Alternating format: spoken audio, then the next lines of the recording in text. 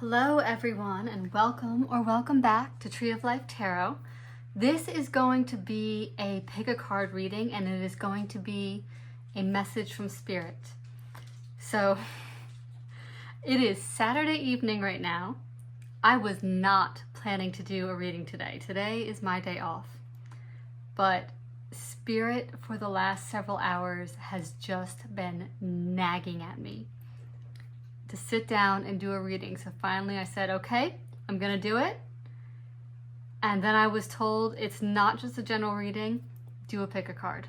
So that is what we're gonna do here. I am just the messenger, and it is my job to obey the directions from Spirit. So let me introduce you to your options. We have 3 silver totems to help you choose, as well as the 3 decks. So option number 1, we have this spiral shell here, the silver shell. Let me do that. It is the symbol of, it can represent infinity, the spiral represents sacred geometry, and the deck that goes with it is your just traditional Rider-Waite. So I'll show you a few of the cards at the bottom here in case that helps you get a sense of the energy of the deck. Okay, so that's option 1. Option number 2 is the horseshoe pendant. Horseshoe representing luck, prosperity, fortune, and also adventure. You know, horseshoes, they leave an imprint in the ground as they travel.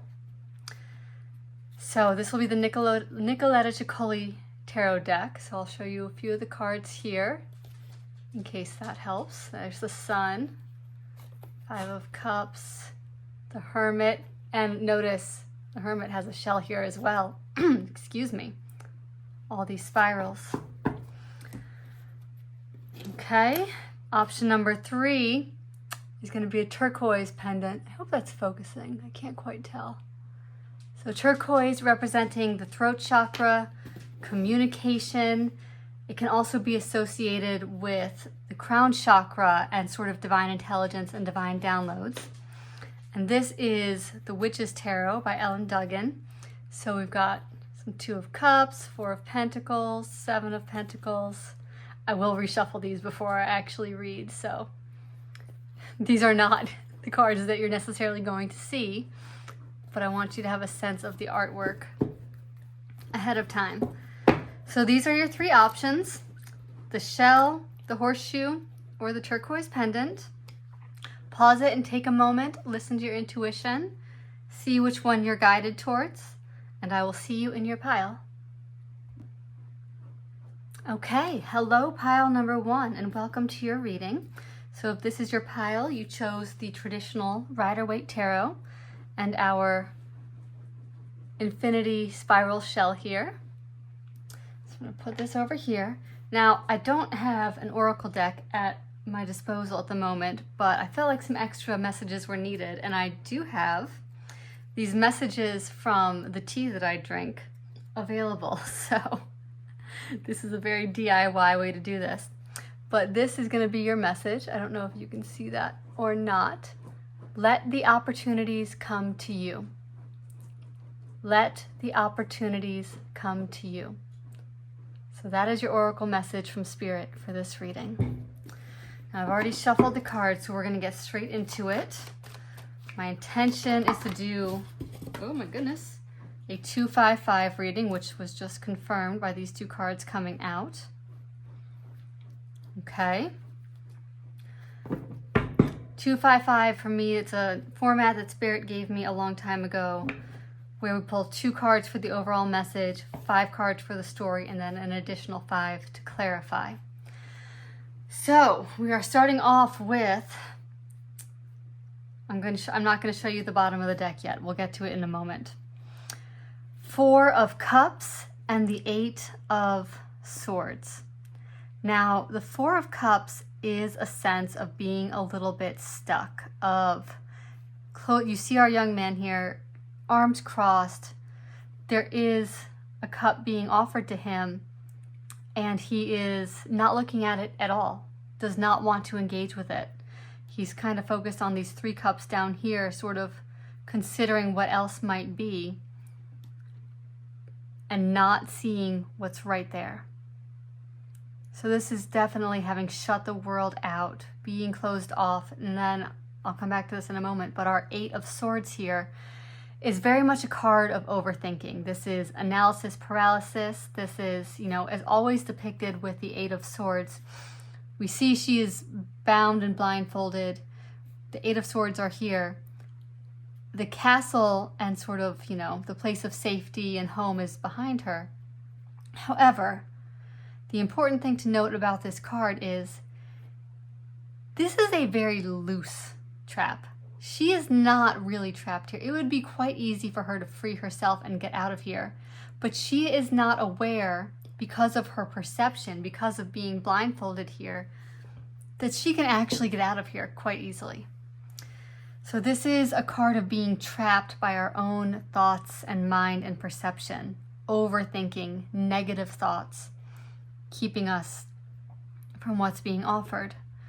Now, I am very mindful of the fact that the oracle message here, our little message from our tea here, let the opportunities come to you. Here's an opportunity being offered. Four of Cups. And our young friend here does not want to engage it, is rather contemplate what he does not have, or these other options that, are a little bit out of reach. And here's the hand of God coming in and saying, here, take this. Now,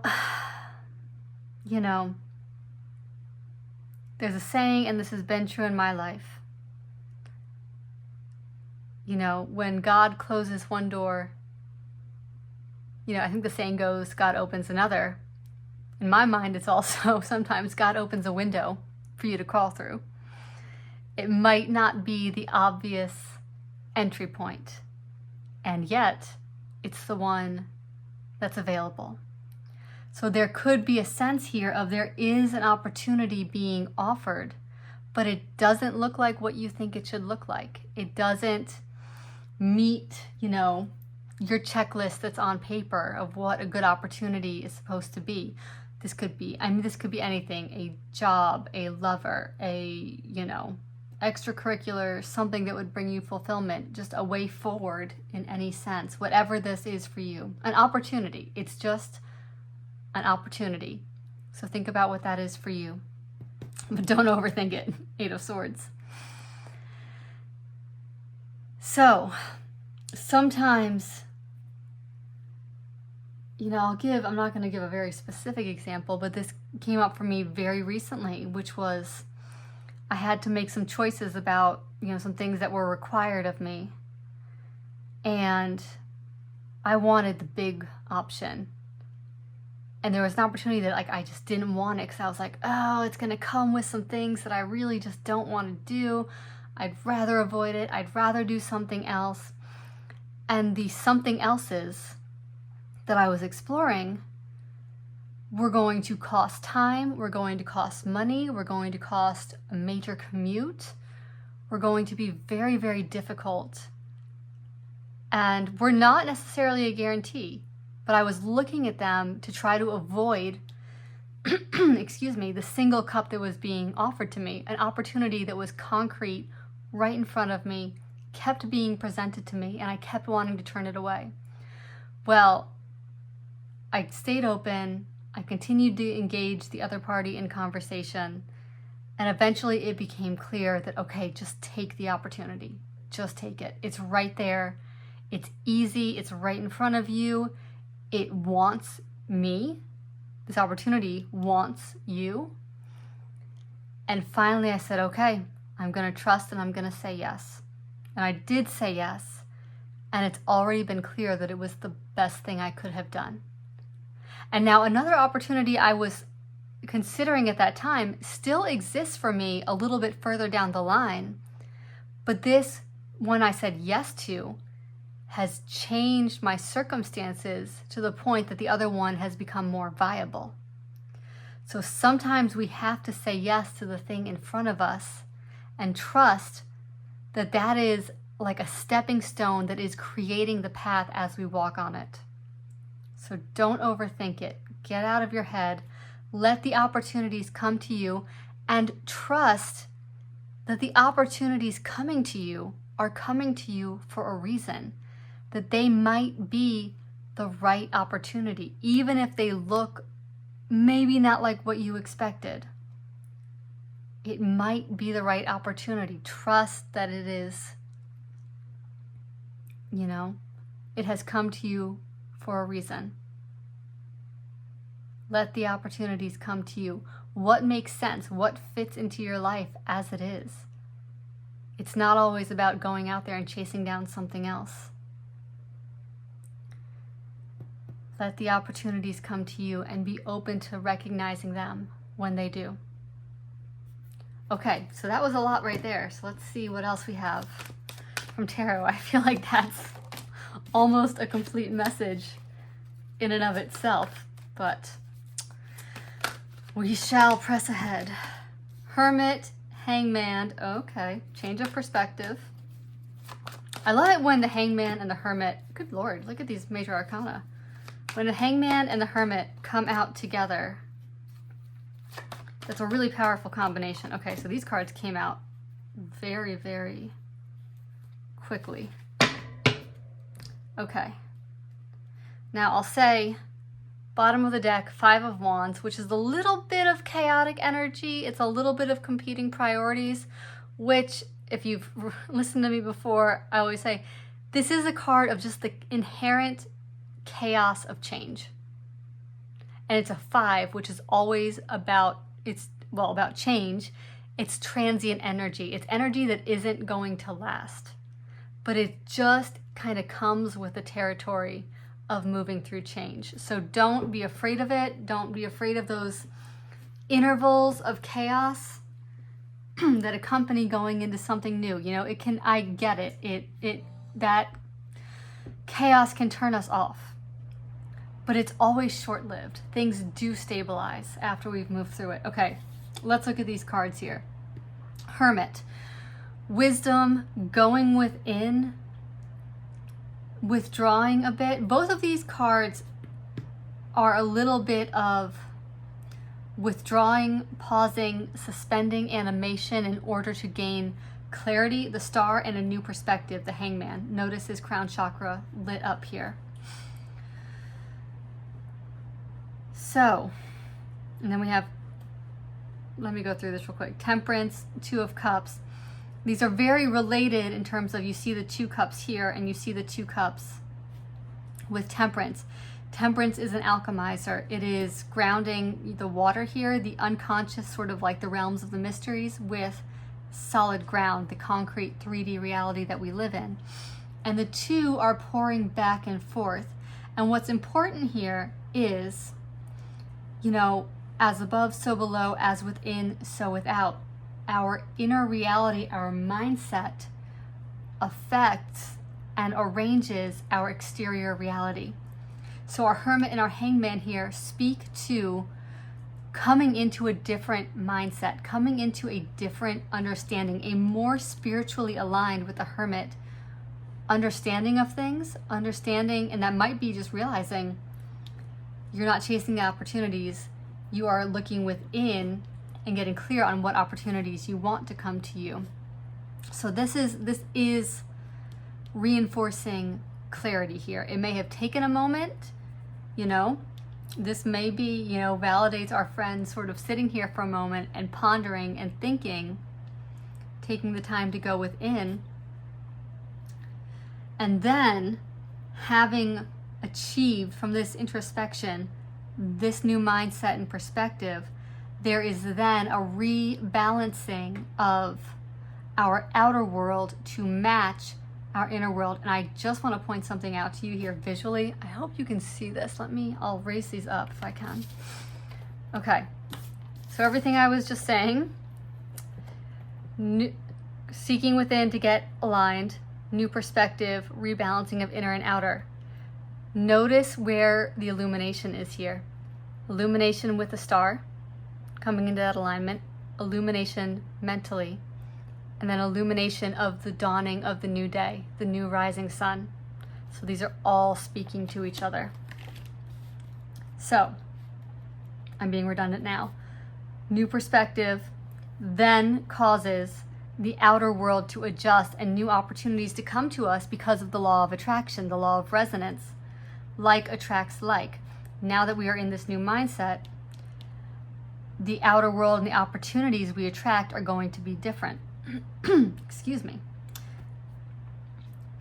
So coming here then, so this is sort of the 3D and 5D, realities coming into alignment with each other, pouring back and forth between each other as the spiritual realm adjusts, the physical realm adjusts, as the physical realm adjusts, the spiritual realm adjusts. It's that constant Mobius strip back and forth. Which brings us to the Two of Cups here. Now, we'll see what comes out in the clarifiers. But with this Two of Cups, I'm not necessarily picking up a romantic relationship.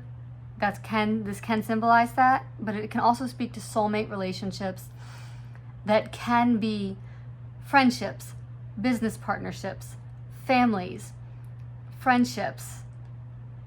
And this is speaking to me of a mutually beneficial partnership with either an opportunity or another person that is going to help balance out your energies, that is going to be, let's say, the yin to your yang. This is a new opportunity and partnership that is coming in because of this rebalancing. Again, opportunities. And this means there is help there. And then we have here our 10 of Wands, which does speak to carrying heavy burdens. It can speak to exhaustion at the end of the journey. We'll see what clarifies it. So this does indicate that, there's going to be some work. But this is also the home stretch. So this is saying to me, let the opportunities come to you. You've done quite a bit of work for this new opportunity to come in. And by the time you get to the 10 of Wands, you've been through this 5, you've been through the 7, you've been through the 9, all of that work, all of that training. This is just like the final leg of the journey. And it's almost like you've been through that boot camp. You've been through that training that has strengthened you to get this over the finish line. Okay, I'd like to go ahead and clarify and see what else these cards have to say. So, all right. Tower, Magician, lots of major arcana here. Okay, we've got the Moon under Temperance, so more major arcana. Notice, oh my goodness, okay. This is too many cards, and I'm being told to take them. Okay, hang on, I have to cover up one of these cards because YouTube is precious about body parts, bless its heart. All right, so I'm afraid you can't see that is my only concern. So we'll go this way. And then we have to cover up our World card here. All right, so this is gonna be read as one card and this is gonna be read as one card. Sometimes you need two to make one. Okay, now I will say real quick, bottom of the deck, Queen of Cups. So centered in the heart, filling up your own cup to have something to give. And, our Queen of Cups, the King of Cups would be more of like that offering of that highest expression of love. Our Queen of Cups is speaking to me more of filling your own cup. And the queens, talk about yin and yang. The queen would be that more yin energy of receiving, of being kind of in her own essence. Whereas the king would be a little bit more yang, of sort of like offering and flowing out that cup. So here is filling her own cup, being in her own essence. And this is related to the heart, the emotional center, emotional fulfillment. So filling your own cup here. Okay. Put her down here for now. Okay, so with the Hermit, we have the Tower. And the Tower speaks to sudden, unexpected change. Now, I don't always say this, but this is really actually coming through quite loudly in this reading. There is so much here about a change in perspective. I already went through, our star, our hangman illuminated, and then the new day dawning. Well, the tower can be a sudden, unexpected change in our external environment. But if you notice with the tower, the lightning strike is at the top here. It's knocking the crown off. And that crown represents our seat of intellect, our mind. It sits on the head of the ruler. So it is representing the ideas, beliefs, concepts, operating systems that we rule our lives by. And this lightning bolt is coming in and knocking that crown off.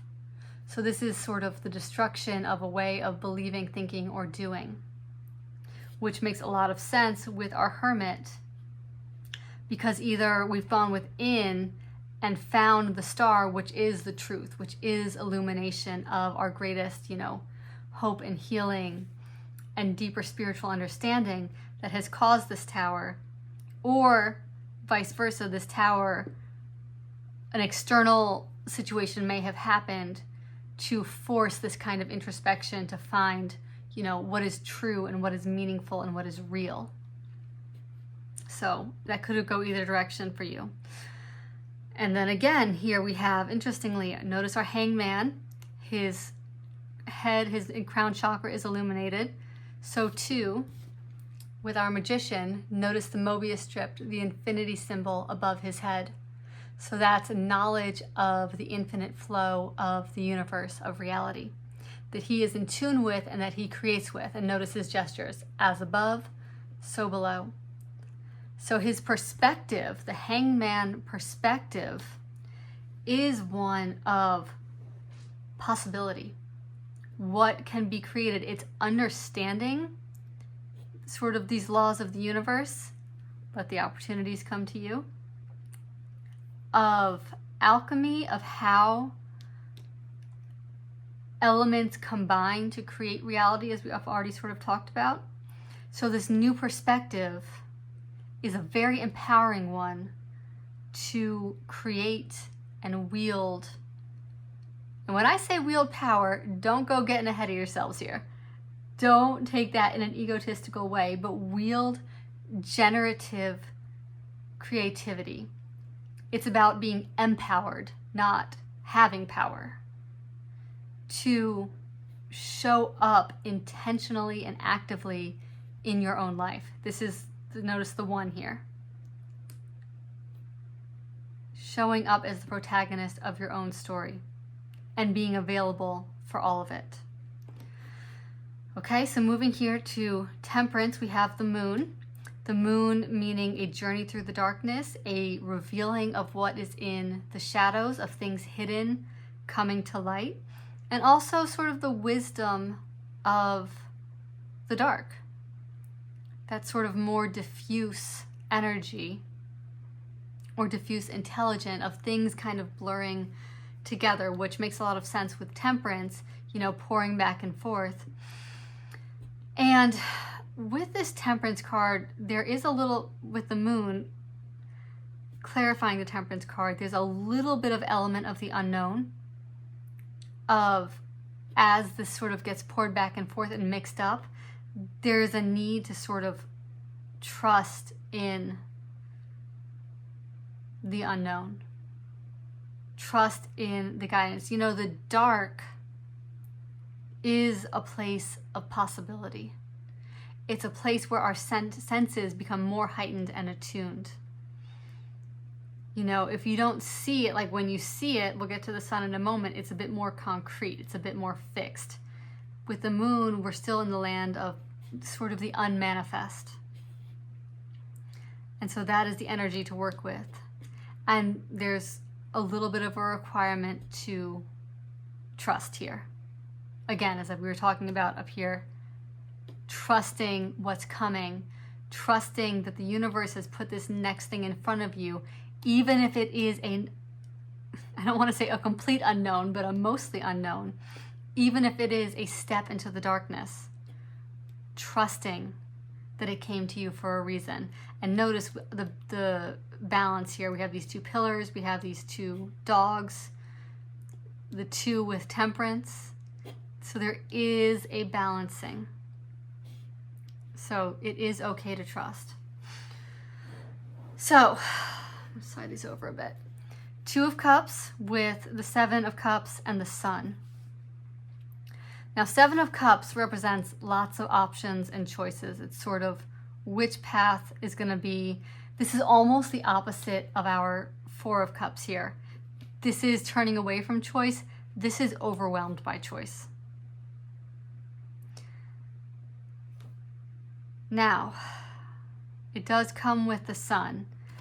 And so perhaps this is just the fact that as this Two of Cups comes in, it just, when you add someone else into the mix, because we talked about a partnership here that is going to sort of be the yin to your yang, that is going to balance things out, it just brings in so many more possibilities. It amplifies the cup that you have to offer. And now all of a sudden, because all of these choices here, like if you notice, these are all good choices. None of these are bad choices. They're just different adventures. So you may need to,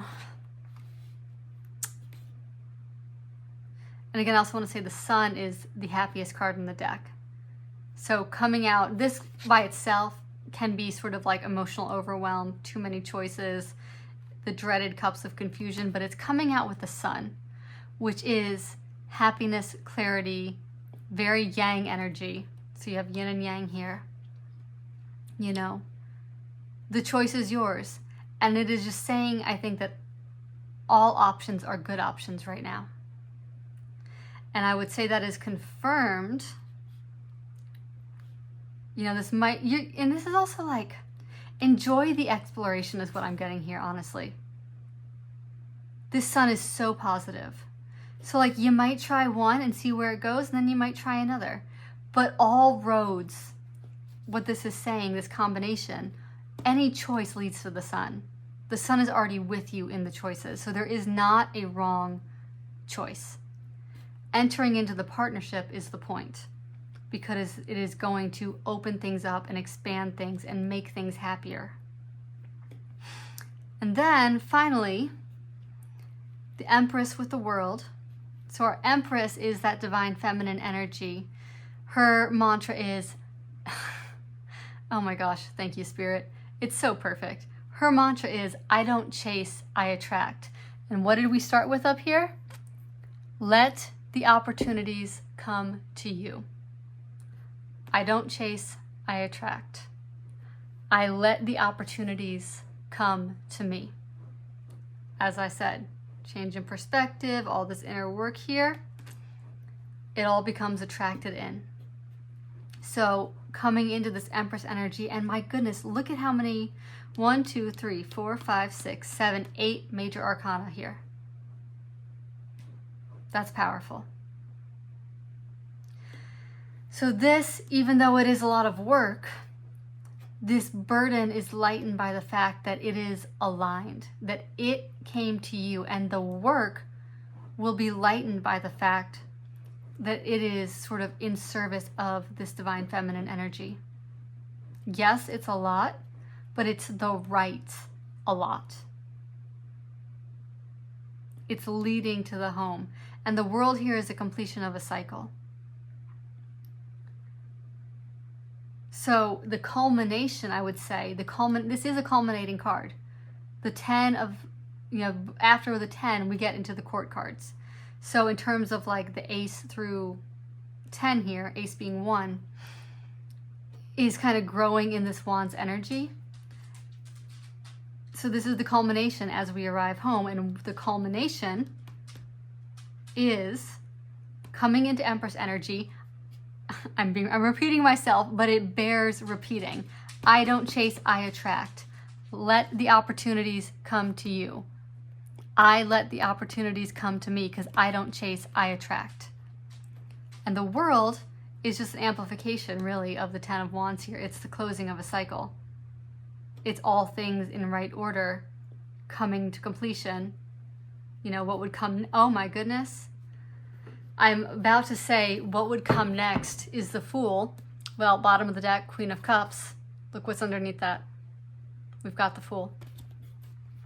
So coming into this Empress energy of I don't chase, I attract, I trust what is coming to me, begins a whole new cycle and a whole new way of being. You're going to have so many options. So then, and this is a different kind of reading, is like the discernment when all these options are coming to you. How do you discern?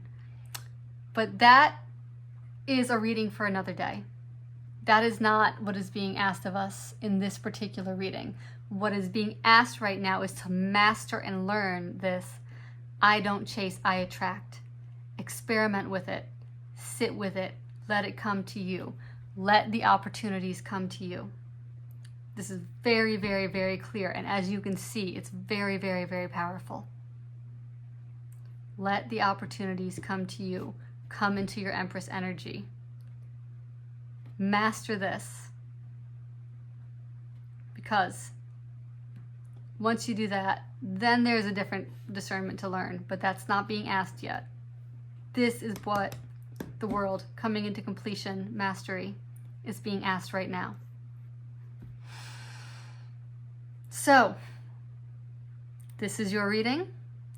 Do not chase, attract. Let the opportunities come to you. Trust the opportunities that come to you. I'm going to leave that there. All the best. Take care. Hello, pile number 2, and welcome to your pick a card reading for the message that Spirit has for you. So you chose the silver horseshoe pendant. And in lieu of an oracle deck, because I wanted to get some kind of oracle message from you, we have wisdom from the tea that I drink. So this is a little message and saying that comes on the tea bag. And this one says, your inner self is your inner guide. So this speaks to the inner teacher and the inner wisdom. Your inner self is your inner guide. So that is your oracle message, the oracle of the tea. Okay, I've already shuffled and meditated with these cards, and I've got to tell you, this deck, I love this deck, but I sometimes always feel like I'm being bossed around by this deck, and that is definitely the vibe I'm getting right now. Okay, there we go. Okay, so the moon. Oh, I love this energy, actually. Love it. Okay, 2 of Pentacles on the bottom of the deck, which in this deck has a lot to do with, I'm going to have to circle back to this, learning how to make your outer world a reflection of your inner world. How to make manifest sort of what, that law of correspondence, the law of congruence. How to juggle real world demands with the reality of your soul. So speaking of the reality of your soul, this is some powerful energy here. This card is the moon, and then this is the Ace of Wands. So the moon speaks to the unconscious realm. Now, in a literal kind of reading sense, it can mean, things that are in the shadows coming to light, a journey through the dark. But notice how she's submerged in the water there, and notice her, I should probably show this to you. Notice her reflection in the water there, and then the moon above her head, the moon above her crown chakra. So let's start with this. The moon above the crown chakra. The moon is that very powerful sort of feminine yin energy. It is the knowledge and the wisdom of cycles. You see sort of the moon phase illuminated here. It is the cycles of life, the cycles of, the life, death, life cycle of rebirth and recreation. And then this is very much an as above, so below aspect here. We have the water, which is the realm of the unconscious, the emotions. And then we have, obviously she's above water here, and we have the mountains in the background, which is the realm of the mind and sort of waking consciousness. So it's one reflecting the other. And it's that kind of journey to discovering what it is in the unconscious realm that wants to emerge, that is ready to speak. And speaking of ready to speak, Ace of Wands, a passionate new beginning, a, youthful, forward, dynamic initiative, and can very much speak to having something to say. And a renewal of passion from a deeper place. Excuse me. It is pollen season and my allergies are getting the better of me. So please excuse my voice. Now, coming back to our little message here. Your inner self is your inner guide. And how perfectly do these cards speak to that? This person, we talked about the water being those inner realms, is submerged in those inner realms and finding their own reflection, their true self in those inner realms and bringing it to the surface. To then, having gained that knowledge, forge the new path forward from this place. The inner self is the inner guide, is illuminating the new path. Okay, let's get 5 cards for the story. So that's the King of Cups there. So, highest form of love, but I also love it in this deck because I'll show you in a minute. There's a grand sense of inner adventure in that card, of fantasy, but in the good sense. Because we are in the realm with this moon and this Ace of Wands here. Whoa, things are falling out. Of anything is possible. Anything is possible. We are in the realm of infinite potentiality. Okay.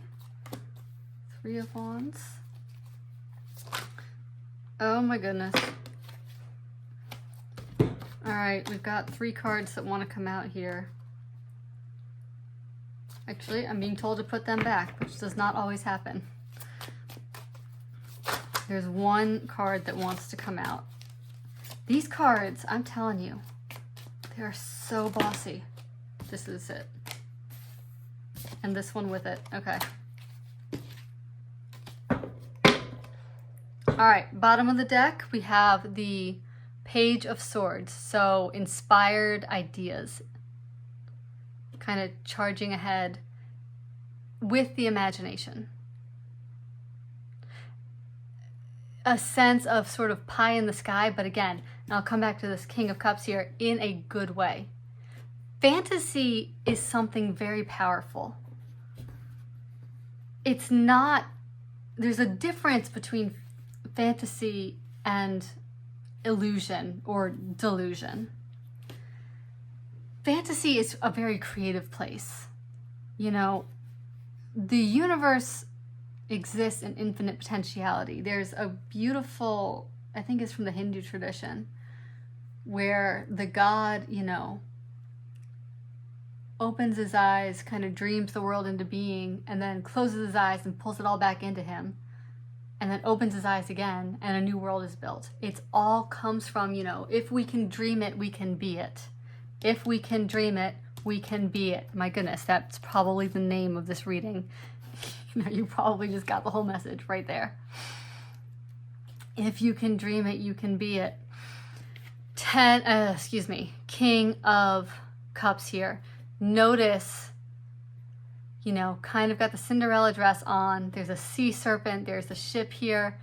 This is adventure. This is renewing the inner life. This is finding what, the soul longs for adventure. We didn't come here to be static. We came here to express, for the universe to come to know itself through our individual unique expression. This is an adventure. So what is your soul's unique adventure? What calls to you? And when I say adventure, you can have this grand adventure without leaving your backyard. You know, it could be, you know, you might want to take up crochet or like woodwork, or you might want to write something, or it might be in how you, I don't know, how you cook or do your accounting. But what is that thing that wants to be expressed through you? That grand thing, even if it's a very small grand thing, it's grand to you. But you didn't come here to not live this. So what is the adventure that your soul, wants? Now, moving right into Four of Pentacles here, which is really, you know, this is the card that's asking the question I just posed. What does your soul want? This Four of Pentacles, it can speak to traditionally a sense of holding on too tight, of kind of scarcity mindset, of not moving because the character wants to protect their resources. And here we kind of have a maiden in the tower, and notice how this tower is mirrored. There's an upside and a downside. Notice how with our moon, there is an upside and a downside. The unconscious and the conscious, the above and the below, are speaking to each other, are in relationship with each other. Your inner self is your inner guide. So we have our maiden here, who is sort of our character throughout. And I'm going to flip this over real quick just to show you the character who's reflected back to her is this man. Well, I don't know if it's a man, this figure. And if you can see, I don't know if that will focus. The head on this figure is a dice, like a game dice, like rolling the dice. Like, to get out of this tower and to get out of being stuck, there's a little bit of a gamble to take. And I don't mean gamble in terms of like being reckless. You know, I never advise just being reckless. But there's something about playing the game of life, you know? And she's also in deep consideration. So like, I don't read this as a negative card. It's just, this is, again, more reflection. Consulting your inner self, which is your inner guide. What does the soul want? What is the fantasy that is being reflected back to you? There is a fantasy that wants to be lived in you and through you. And then we have the Four of Swords here, which is, I mean, this is really just continually confirming the same message. I'm going to be really redundant at this point. This is very clear. So our Four of Swords is rest and rejuvenation and sort of healing. It's taking that time. Our character here is in something of like a crib and has these fish all around her. The fish, just like birds, are messengers from the spirit realm in most traditions. Fish are the messengers from the unconscious realm, from our own deep, you know, submerged soul self, what comes out of the water here. And so you'll see here this one fish matches up with her eye. She's beginning to see, by going into this dream world, by resting and rejuvenating, beginning to see with the eye of that messenger from the unconscious. And so how does that change the perspective? How does that change how she sees the outer world and sees what's possible? So taking that time for that rest and reflection and seeing with the eye of the unconscious. Again, I mean, thank you, Spirit. This could not be, you can't make this up, guys. I mean, it's so magical how this comes together. Your inner self is your inner guide. Seeing with the eye of that inner self, that unconscious self. Learning to see with that eye. As well as one eye, you know, on the human realm, you know. It takes, again, realm of fantasy, realm of reality. It's balancing both. It's important. And look how much balance there is here. Okay, Three of Wands. Now, I can't see what she's working on here, but this is a card of planning. This is a card of assessing, making a plan, figuring out the way forward. In traditional Rider-Waite, this is showing sort of the ships coming in. It's like that imminent arrival of what's next. Getting ready to sort of take that action out into the outer world. So Three of Wands, she's getting ready to make that, make that action. She's making a plan of how she's going to move forward, kind of preparing. And then here we have the Magician and our Queen of Pentacles. So the Magician is the alchemist and the one who takes all of the elements and kind of combines them and weaves them to create a new reality. It's yours to create. This goes very nicely with our Ace of Wands here. This is yours to create. There is I'm just looking here, a little bird in the background there, that bird being the soul that's ready to be liberated. And then notice how she's got the mask here, the animal mask. And this, this is not for me a card of like taking the mask off. This is just a card of she has access to her human self and her animal self, her instinctual self. And that combination is what creates our reality here. And then we have our Queen of Pentacles, our nurturing, abundant, indulging in 3D reality card. So again, all of this is all well and good, but the point is to live it and to express it in 3D in our tangible human lifetime. And that's what our Queen of Pentacles is saying here. Okay, let us clarify. Goodness, cards just want to jump.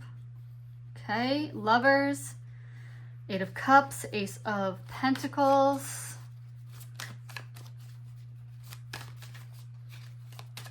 Two more. This is, okay, now this card is Justice, and if you know tarot, that number is probably throwing you off, but in this particular deck, Justice and Strength are reversed. So Strength is 11 and Justice is 8. And then we have Five of Swords. Bottom of the deck is the Page of Pentacles, so kind of learning, this is very much learning about the laws of nature. Learning about, being in tune with the divinity and sort of the intelligence of the natural world. Okay, so King of Cups with the Lovers. The Lovers is Gemini energy here. I love this card because it really shows, it's a little bit of Lilith energy.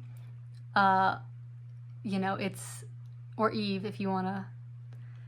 I won't give a lesson in biblical mythology right now, but this is the tree of knowledge and all these floating apples all around. And this is the serpent of temptation. And she has chosen to love it and to make it her partner. So that knowledge, indulging in the knowledge of all of creation and, entwining with it, taking it as one's lover and enjoying this world, really enjoying this world. The reason I mentioned Lilith, okay, all right, we're going to go there. Lilith in Jewish mythology is Adam of Adam and Eve fame, Adam's first wife. And because she refused to be submissive to him, she was cast out of the garden, and then Adam was given Eve as a more submissive wife. And so Lilith is depicted in lots of kind of classical paintings as being a friend of the serpent. She kind of gets a bad rap, but she is, if you've heard of Lilith Festival, the very feminist festival of, women creators, she is a woman who chose her own power and chose knowledge and chose to live and chose not to be submissive, chose to kind of create her own reality. And that's what's depicted here.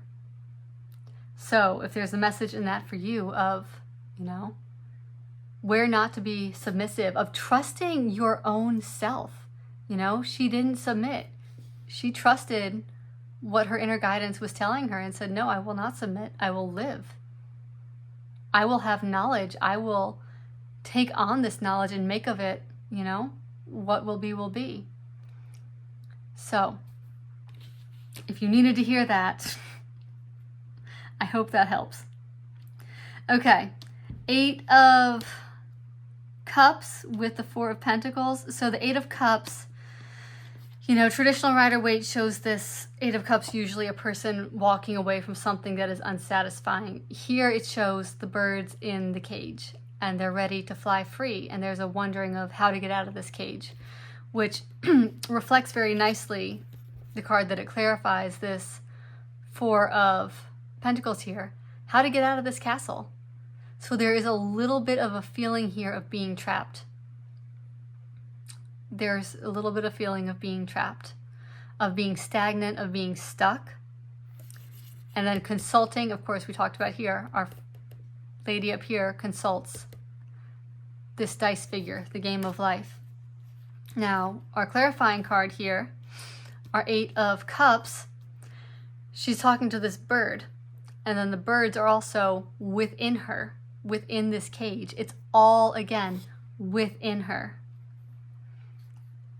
This is her inner guide. Now, it might be trapped and it might not be given expression, but we talked about birds being messengers of the divine.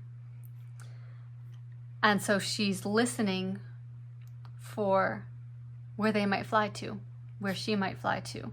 So there's some discernment here. There's asking the right questions. There's finding the questions to ask, asking them, and then our next card, Ace of Pentacles, following where they lead. So here we have, look how similar these cards are. We have our 8 of Cups here on the left. She's got the birds inside of her, but look how she's got this big, you know, kind of abundant space there, but it's very empty. It's just full of these ideas. And then here, our next card, our Ace of Pentacles, she is a ripe grape for the plucking. She is filled out and full of that juicy aliveness. And the birds are not on the inside of her, they're on the outside of her. They're flying free, and she's still in relationship with them. They haven't abandoned her. They're all around her, and she's talking to them. But instead of being empty, she is full. Pay attention to that contrast. And again, this Ace of Pentacles here is clarifying our 4 of Swords. And with our 4 of Swords, we talked about she's seeing with the eye of the unconscious. And that is what is changing her outer reality and bringing her into this fullness. So that's really beautiful energy right there. And look at, okay, we got to do this. Just look at these 3 women here. I don't have enough hands to do this. Okay, the fullness of the tree here in her body. And notice this is the lower body, so this is like the sacral and kind of the root chakras here. It's that seat of creativity, of sensuality, of rootedness to the earth and sensuality.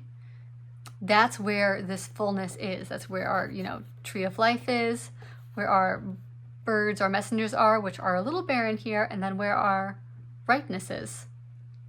So work with those energy centers, because they are the ones, the lower chakras are what connect us to the earthly realm.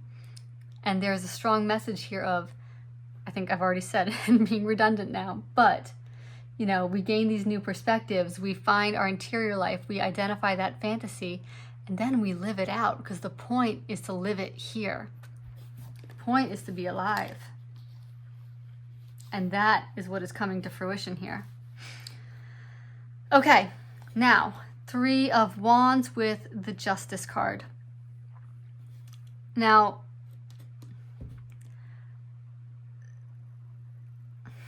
this is a little bit of an interesting energy closing off with. This is coming a little bit more into the realm of air, of sort of the realm of thoughts. And I'm getting a little bit of a message here of, it's like the trickiness, once we've kind of come into our own alignment with this, of, you know, what do we do with this in our outer world? Okay, here's what I'm getting. 5 of Swords speaks a little bit to a sacrifice. It's things coming to a point.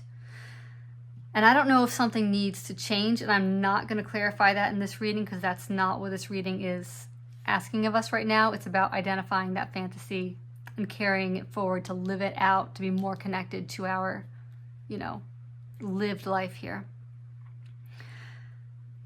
Justice is bringing things into balance.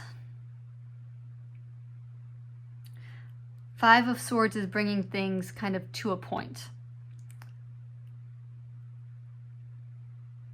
This can speak to Five of Swords, a sacrifice and something needing to go. But clarifying our Magician, I'm not getting it as a sacrifice in the negative sense. This is an offering to the Magician's work. It's like this carrot might be chopped up, but in the Magician's hands, it's going to become something. It's going to be combined with other things to create something bigger. Justice with our Three of Wands, sorry for going out of order here, is tending to the practicalities. So we've got tending to the practicalities. And then we have, how do the practicalities get turned into magic? And I would hazard a guess to say the answer to that is our page here, which is this very innocent, dreamy energy of learning to work with the elements.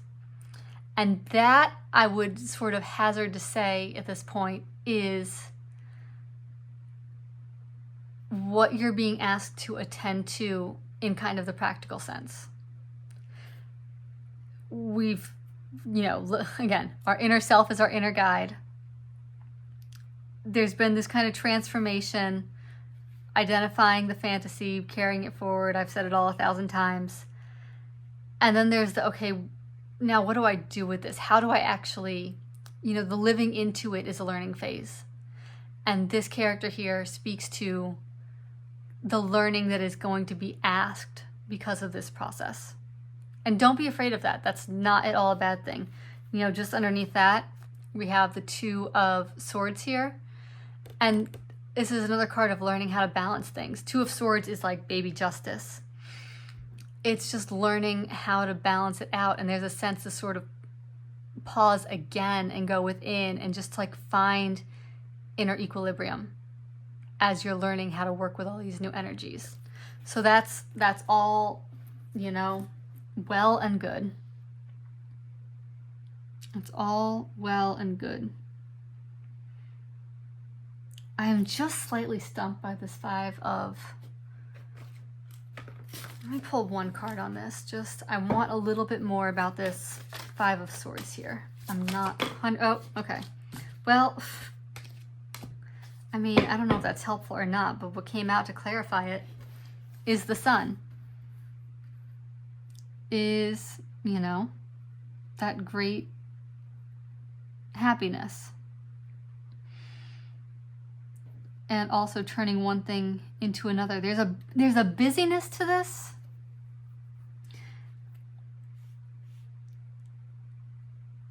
And again, Five of Swords to me is things coming to a point. And the Magician knows what to do with that. And perhaps this just is the focusing of the Magician's energy. To create this happiness, to create this Queen of Pentacles scenario. So I'm going to trust, and I would invite you to trust, this might be the final message here, that whatever Five of Swords energy is coming up, which could be conflict, which is just things coming to a head, competing ideas, trust in the Magician's ability to transform those things. And again, you are ultimately the Magician. Your inner self is your inner guide. You have here a self and the guide working together.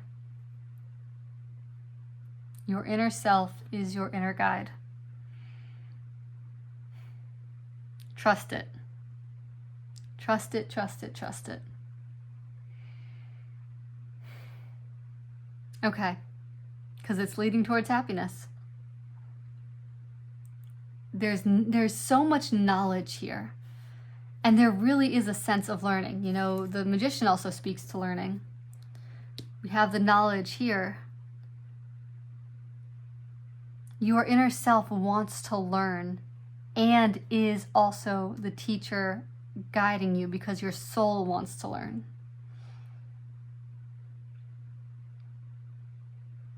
So if you get lost, come back to this. Your inner self is your inner guide. Okay. I think I've sufficiently said it, so I'm going to leave it there. So I hope that served you, and I will talk to you soon. Take care. Okay, pile number 3. So these have been some powerful readings, so I'm very interested to see what comes out for you. So if this is your deck, this is the Witch's Tarot, and you have the turquoise pendant symbolizing throat chakra and crown chakra. So clear thinking, seeing, clear speaking. Now I wanted to have a little bit of an oracle message here, and in lieu of an oracle deck, we have oracle messages from the tea that I drink, that I collect. So yours is, be kind to others, but always be compassionate to yourself. Be kind to others, but always be compassionate to yourself. So very powerful. So, well, look at that later. Self-love message there. You know, we have to give from a place of overflow. That's really important. We have to have something to give in the first place. And we have to give ourselves grace. The more grace we give ourselves, the more grace we have for others. Because when we don't give ourselves grace, we're defending ourselves against mistakes. And mistakes are how we get out there and live life. It's what allows us to connect with people. You know, the learning is in the doing. So, okay. Let's see what Tarot wants to say. So 2 cards for our overall message, please. Okay, 6 of Swords. So moving on to calmer waters. 1 more.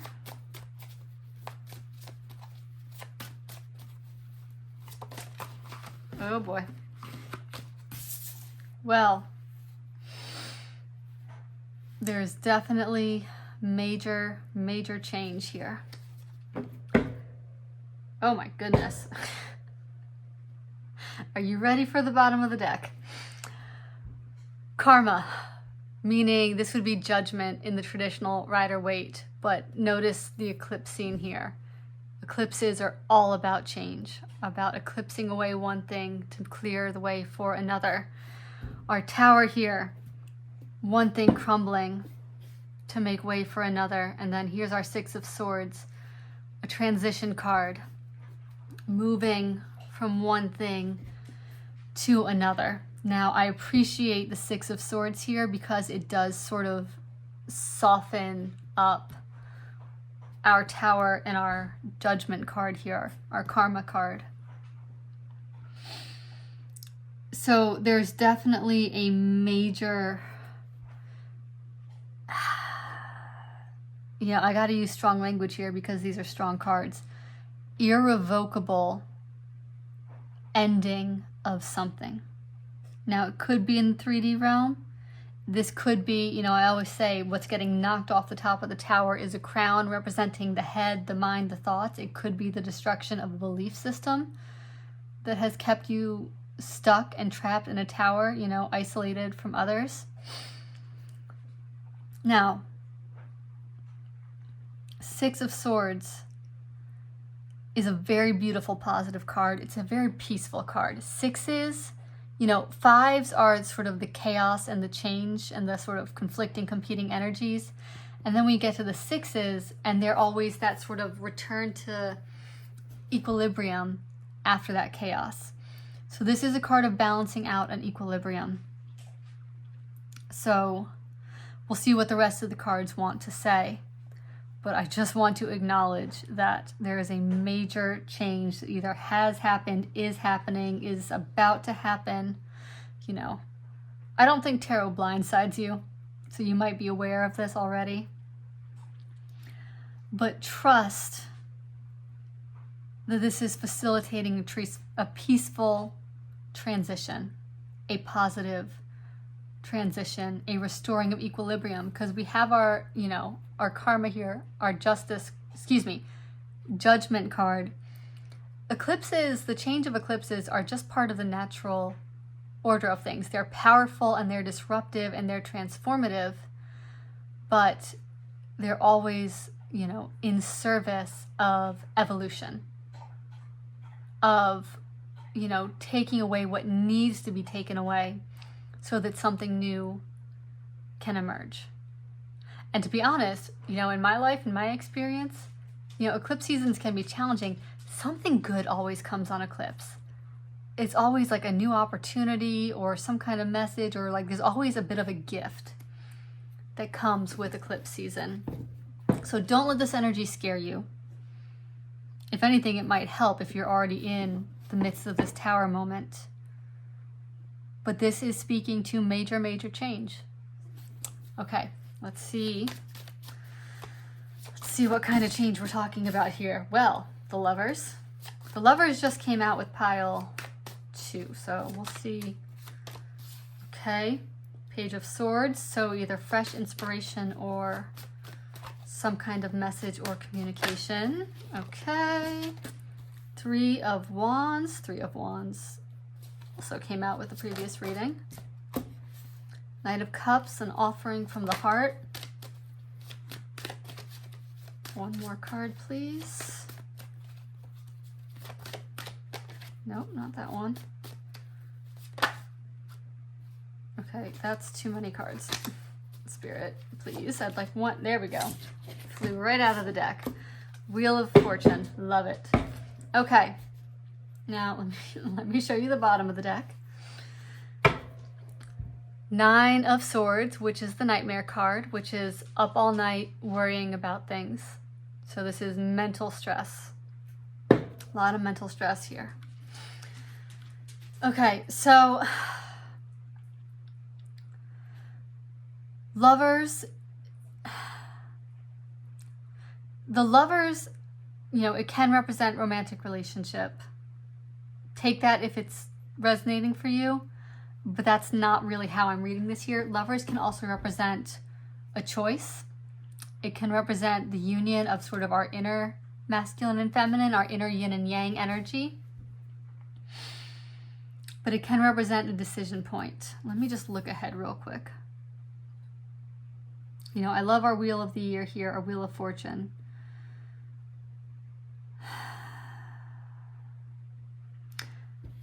Okay.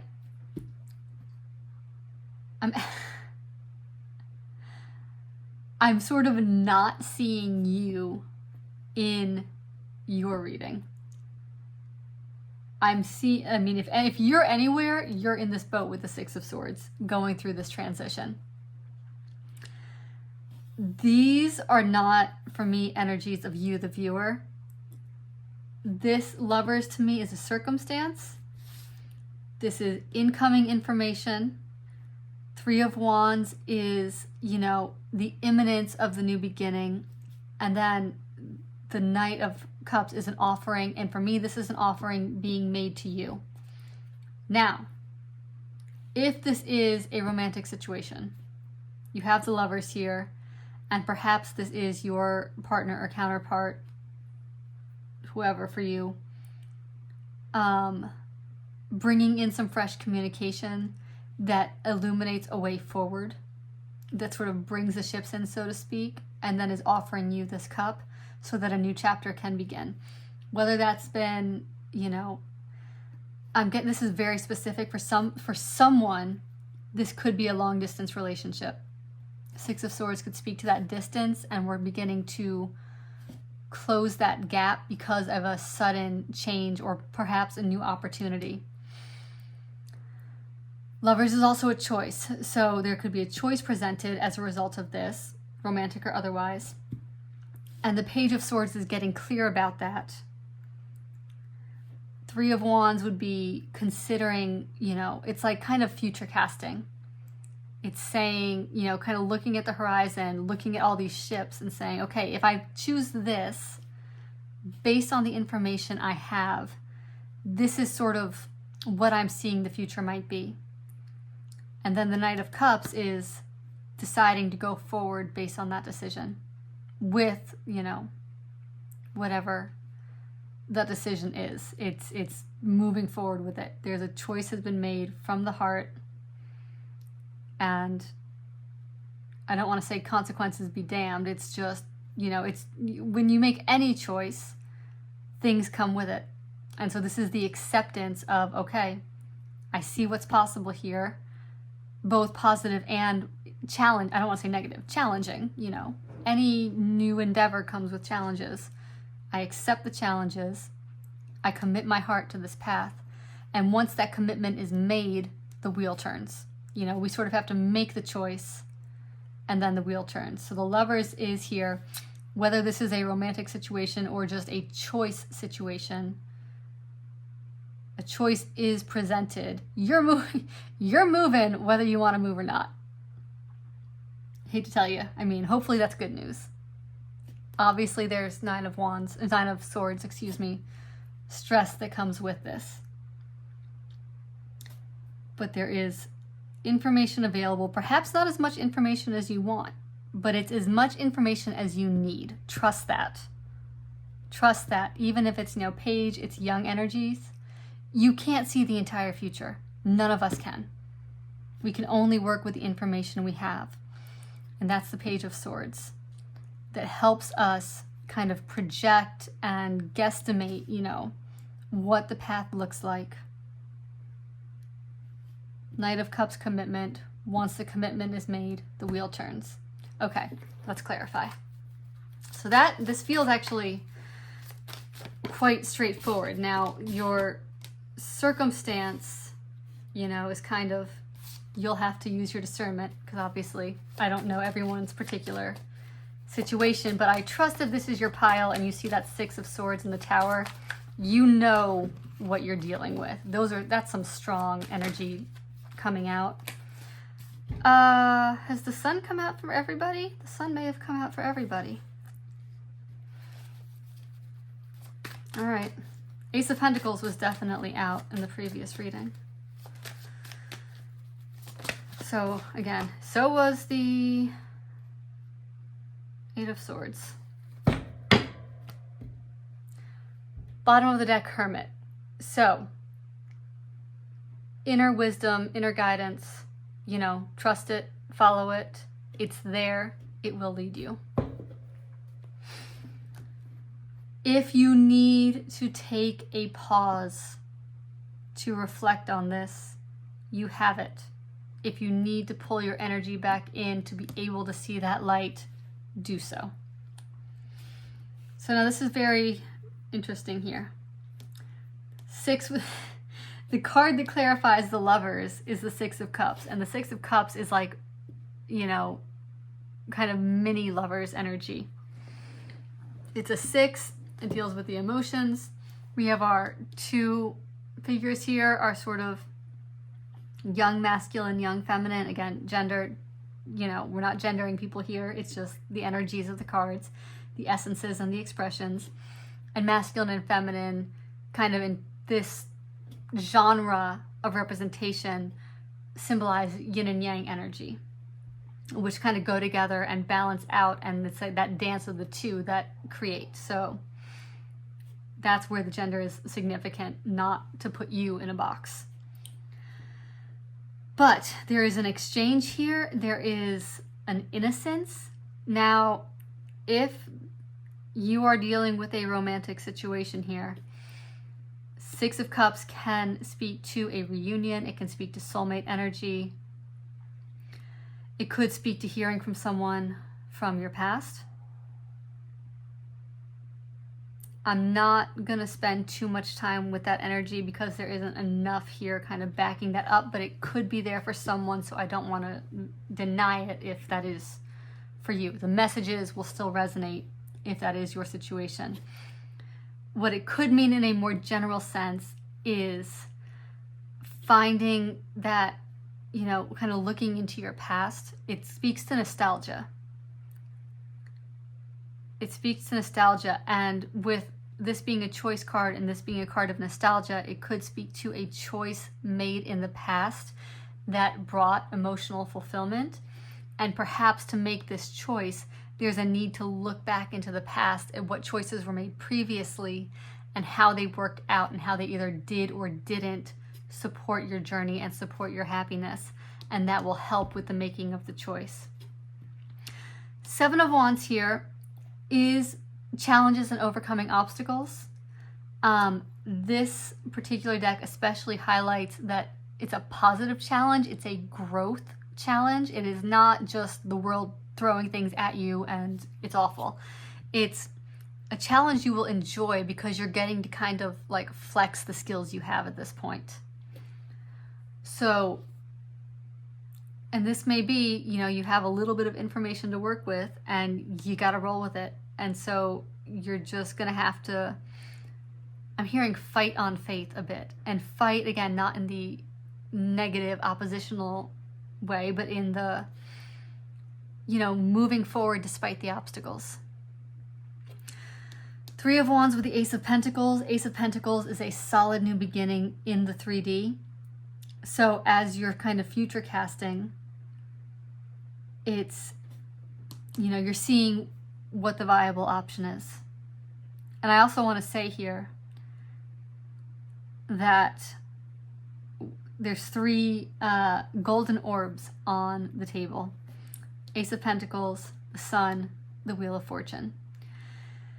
So this Ace of Pentacles does become clear upon sort of surveying the options. And so it's when it's sort of through this process of discernment with Three of Wands and making a plan, the Ace of Pentacles becomes clear, and having become clear, that's when the commitment of the Knight of Cups comes into play.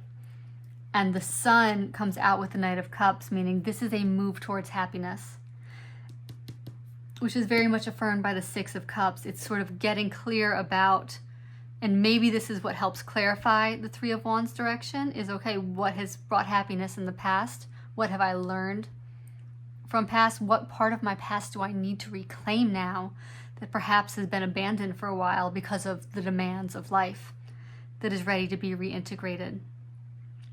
And so this Knight of Cups is a move towards happiness. And I'm getting like your own happiness here. It's kind of a commitment to the path of fulfillment. Because, you know, we have look at these two cards.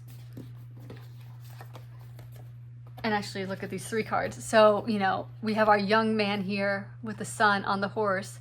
This just looks like, you know, the same slightly more grown up young man on his white horse.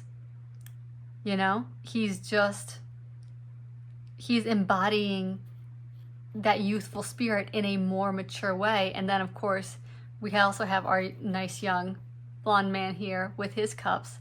There's no horse, but, you know, it's kind of like, you know, stages of maturity.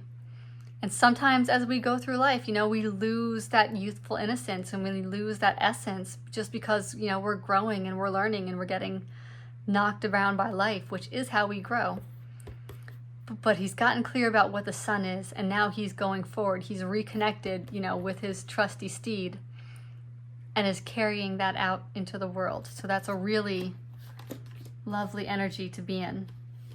Now, you know, maybe one day I will have the answer to this, and I don't have the answer yet. But in nearly every reading I do, the final card is always a challenging one. It's like it's so beautiful, and then it's like, curveball. Wheel of Fortune with the Eight of Swords. And the Eight of Swords is sort of that mental prison.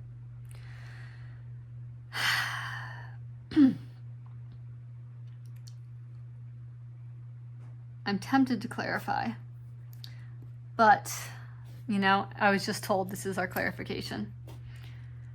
Be kind to others, but always be compassionate to yourself.